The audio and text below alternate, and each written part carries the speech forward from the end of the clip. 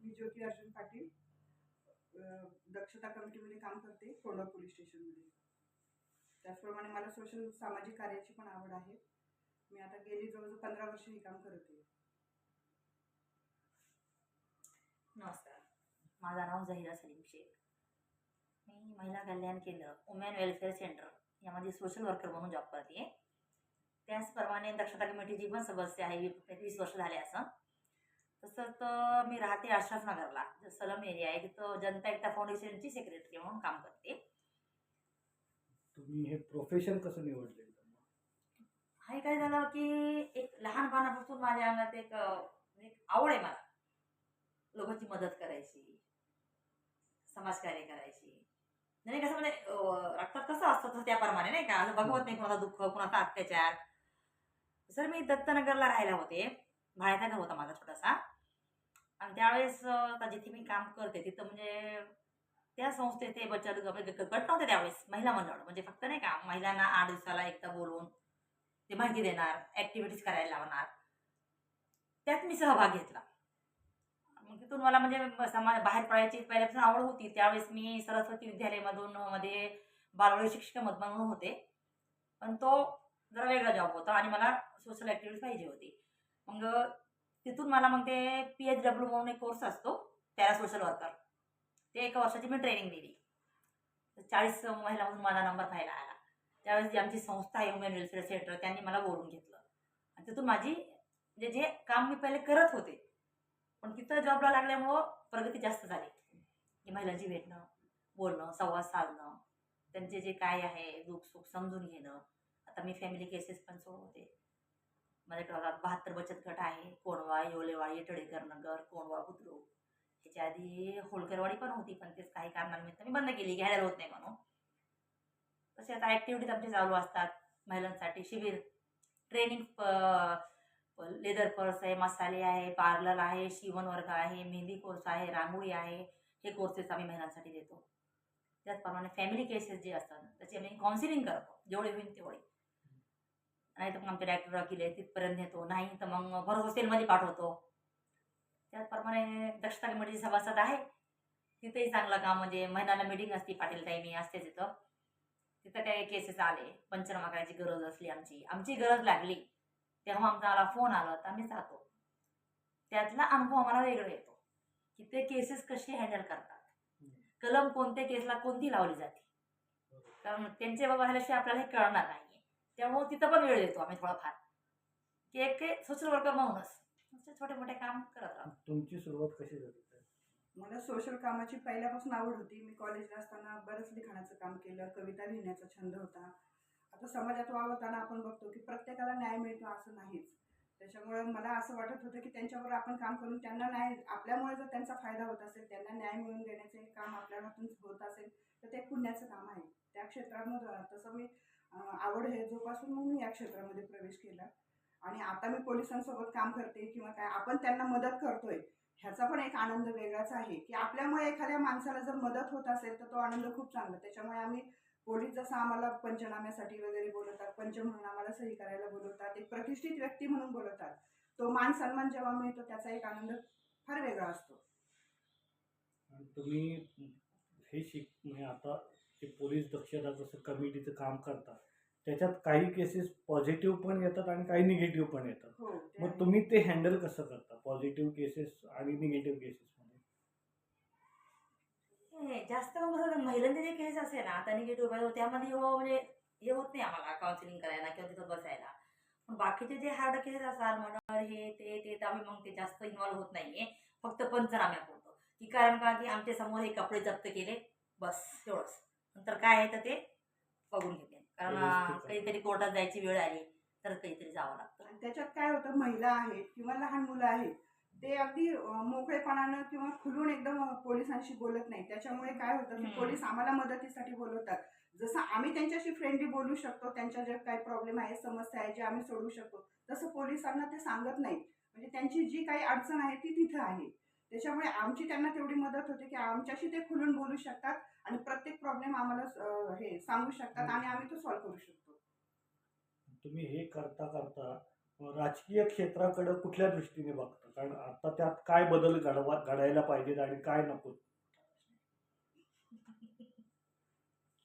राजकीय लोकांनी स्वतः मी तर म्हणते प्रत्येक घरोघरी जाऊन हे केलं पाहिजे, त्यांच्याशी संवाद केला पाहिजे, त्यांच्या समस्या जाणून घेतलं पाहिजे. आणि असं जर असेल तर त्यांना पुढच्या 5 वर्षी मतदान आम्हाला करा हा शब्द सुद्धा करावा लागणार नाही.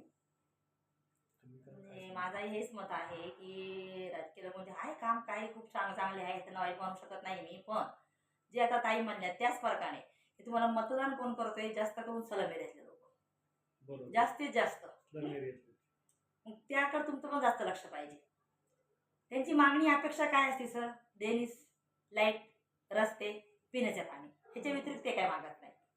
आणि आपण जेव्हा नगरसेवक निवडून देतो की हेच अपेक्षा आपली असते की आपल्या हाताला ते आवाज आमदारचे ते प्रॉब्लेम सॉल्व्ह केले पाहिजे. फक्त तेच त्यांनी केलं तरी ते पुढच्या वर्षी ते निवडून येणारच. कारण लोकांच्या मनात त्यांची एक जागा निर्माण होती की बघा आमचे नगरसेवक कसे की एक फोन केले की आम्हाला रिप्लाय देतात, आमच्यापर्यंत येतात, आमची कामं करतात. अशी भावना जर प्रत्येक नागरिकाची मनात झाली तर तुम्हाला आम्हाला मतदान करा म्हणायची जर गरज लागणार नाही. ताई म्हणल्या तशी की ते स्वतःच म्हणणार की नाही आमचा नगरसेवक हा खूप चांगला आहे, हा केला उभे राहतो. आमचा हक्काचा माणूस आहे. हा मग ते जनता बरोबर आणि मतदान करते. इथं तुम्ही काम करता करता राजकीय तुम्हाला वर्गहस्त काय मिळतो यातला, किंवा त्यातनं तुम्हाला वेगळी मदत काय मिळते? वेगळी मदत मानसिक असं नाही, मदत पण असेल. आमच्या काही अडचणी असेल जेव्हा आम्ही त्यांना सांगायला जातो तेव्हा ते त्यांच्या परीने आम्हाला मदत करतात, बऱ्यापैकी मदत करतात. आणि तुम्ही ते करता करता मग हे यातली बाकीची जी सोशल कामं जी असतात त्यात तुम्ही कशी काय मागणी करता किंवा कसं सांगता त्यांना काय? इथे जे स्थानिक नगरसेवक आहेत त्यांना तुम्ही राजकीय हे तुमचं जे महिला बचत गटाचं काम आहे ते करता करता त्यांच्याही काही समस्या मांडतात, मग ते कुठल्या प्रकारे आणि कुठल्या प्रतिनिधीकडे मांडता तुम्ही? नाही आमचे जे नगरसेवक आहे इथले जे आमदार आहे ते छान प्रकारे आमचं सहकार्य करतात. एखादी महिलेची केस असन, चौकीत गेली असन, त्याला तर दाद देत नसन, ते लिहून घेत नसन, एक फोन केला तरी ते समक्ष उभं राहतात, कधी कधी नाही उभं राहिलं तरी फोनवर काउन्सिलिंग करतात. त्याच प्रकारे असं अडीअडचणीला ते मदत करतात एक गोरगरीब लोकांची. बऱ्याचदा आम्ही फोन जरी केला तरी सोशल मदत होते. मग आता माझा गेल्या वेळेस बघा ते महिला दिनाचा कार्यक्रम झाला, एक उदाहरण देते मी. कमीत कमी 1000 महिला होते, त्याप्रमाणे आमची आमदारांनी विठ्ठल नाटळेकर आहे त्यांनी ते हाल उपलब्ध करून दिला होता मला, व्यायामशाळा. आता त्याला घ्या, आता आम्हाला जर हाल विकत घ्यायचा म्हणजे 10-15 पावती फावं लागते, पण त्यांनी त्यावेळेस आम्हाला दिलं. परत जेवढे महिलांचा खाऊचा खर्च आहे त्यांनी स्वतः केला. हे छोटे मोठे जे कार्यक्रम घेतले आणि जर त्यांच्याकडे गेलं की आम्हाला अन्न जागा पाहिजे, आम्हाला काहीतरी मदत करा, ते कधीच नाही अजून म्हणले नाही. ते मदत कधीही करतात. त्यांचं छान सहकार्य आम्हाला. इथं आता काम करता करता बऱ्याचशा महिला अशा आहेत त्यांना वेगवेगळ्या पद्धतीचे वेगवेगळ्या जाती धर्माचे इथं लोक आहेत, तर तुम्ही त्यांच्याशी डील करताना कसं डील करता काय?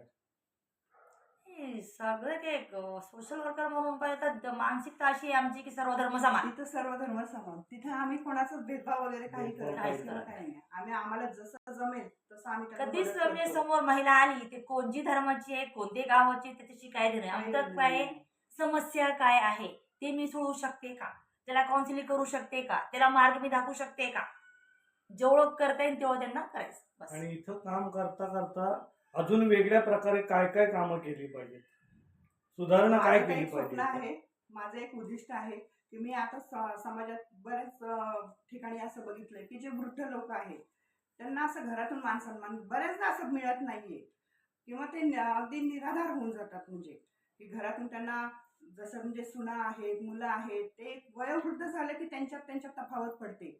मला असं करायचंय की त्यांच्यासाठी मी काहीतरी करू शकू. त्याच्यामुळे मला त्यांना आश्रम म्हणता येणार नाही, पण एक सहारा योजना म्हणून मला काहीतरी करायचंय. त्यांच्यासाठी एक वसतिगृह करायचंय की जिथं मी त्यांच्यासाठी काहीतरी करू शकते. पण आता सध्याला वसतिगृह कमी प्रमाणात होत आहेत. आई वडिलांकडे व्हायलाच नाही पाहिजे, मी व्हायलाच नाही व्हायलाच पाहिजे, नाही पाहिजे. आणि आई वडिलांकडे बघणारी मुलं संख्या कमी कमी झाली, झालेली आहे. पण ती कमी होऊ नये याकरता तुम्ही काय प्रयत्न करणार? जेवढं जमेल तेवढं आम्ही उलट त्यांच्या फॅमिलीला सपोर्ट करू आणि त्यांना समजून सांगण्याचा प्रयत्न करू, कारण आई वडिलांशिवाय घर नाहीच आहे, कुठलंही घर नाहीये. याचं जर सांगितलं ना तुम्ही की काय करू शकता त्याच्या व्यतिरिक्त स्वप्न, ते किशोरवयीन जे मुलं मुली आहे ते थोडंसं भरकटत चाललेलं आहे. समाजात फिरताना मला दिसते. व्यसन जास्त झालेलं आहे. व्यसन लागलं. फ्रीडममुळं आपण काय त्यांना फ्रीडम दिलं शिक्षणासाठी की त्यांचं भविष्य व्यवस्थित जावं, लाईफ त्यांची सक्सेस व्हावी, त्यांचा गैरउपयोग जास्त होताना दिसतंय, जास्तीत जास्त दिसायला लागलेला आहे. कारण आता कारण मी फॅमिली केसेस हँडल करते संस्थेच्या माध्यमातून पण, तर जास्तीचे केस तेच येतात. 15 वर्षाची मुली, 16 वर्षाची मुली, त्याचा अफेअर आहे, त्यांनी फसवले, त्यासाठी मग ते एकतर्फी प्रेम, फाशी, मर्डर, खून, अमुक तमुक आणि व्यसनहीनता जास्तीत जास्त झालेली आहे. तर किशोरी मुलांमुलीसाठी आपण काय करू शकतो, ते कसं बदलू शकतो, ते येणाऱ्या भविष्याचे ते आहे ना, त्यांच्यावर आहे ना आपला देश म्हणा, आई वडील म्हणा, म्हणजे ते कसं करता येईल हा डोक्यात माझा नेहमी प्रश्न असतो. जेव्हा बघते ना मी हे विचित्र प्रकरण, तो खूप म्हणजे असं मनात तळमळ होती. ह्यांना कसं सुधारायचं, काय मार्ग काढावा, कायचं करावं. बऱ्याच Lecture अंशी वगैरे त्याला असतात. जबाबदार आपण सोशल मीडिया सुद्धा म्हणू शकतो. जसं आता मोबाईलचं प्रमाण वाढलं, मुलं त्याच्यामध्ये ऍडिक्ट झाली, त्याच्यावर त्यांना बऱ्याच प्रकारे माहिती मिळते.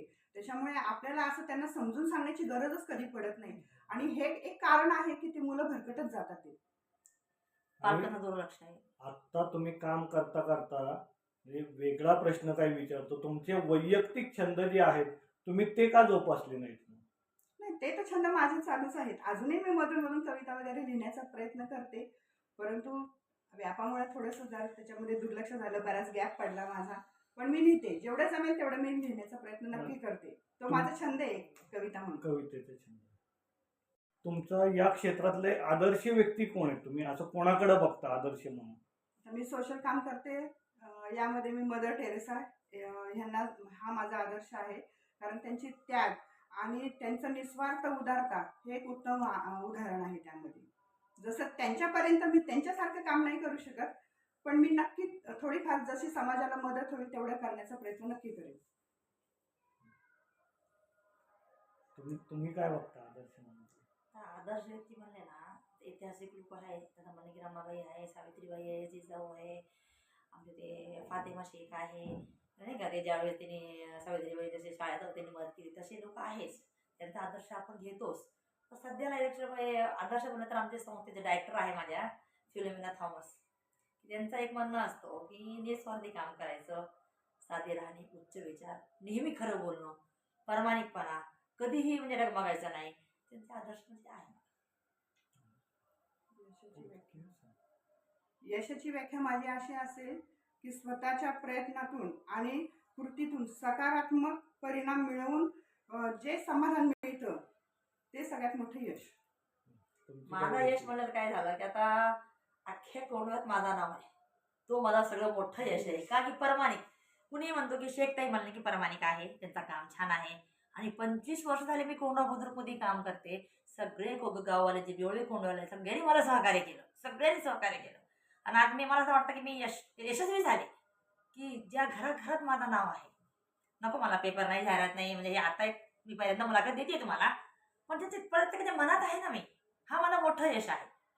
मला श्रीमंती नको, पैसा नको, शेवट प्रामाणिक होती शेख मॅडम, हाच शेवटपर्यंत मला नाव पाहिजे बस. आणि पुढील 5 वर्ष, आता निवडणूक झाली, 5 वर्ष तर काय आता हे नगरसेवक आमदार कोणी काही जाणार नाही, काय नाही. मग ते 5 वर्षात त्यांनी काय काम करावं आणि तुम्ही त्यांना काय सपोर्ट देणार आहात याच्याबद्दल काय सांगणार? त्यांनी विकास कामं काय करावीत आणि तुम्ही त्यात वेगळेपण म्हणून तुमची मदत काय असणार आहे त्यात? आम्ही तर प्रत्येक गोष्टीत त्यांना सपोर्ट करणार आहे, पण त्यांनी विकास करण्यामध्ये जसं आपले रस्ते आहेत किंवा काय आहेत, त्याच्यामध्ये आपल्या पुण्यातले रस्ते तर अतिशय खराब आहेत. पुण्यातले रस्ते पहिल्यांदा प्रॉपर झाले पाहिजे. कारण असं म्हणतात की ज्याला पुण्यात गाडी चालवता येते त्याला कुठेही गाडी चालवता येते रस्त्याने जाताना. आणि महिलांचं काय होतं आमच्या की कुठली गाडी चालवताना वगैरे महिलांना हा जास्त प्रॉब्लेम येतो. त्याच्यामुळे माझं तर असं हे सांगणं असेल की रस्त्याकडे थोडं लक्ष द्यावं. धन्यवाद.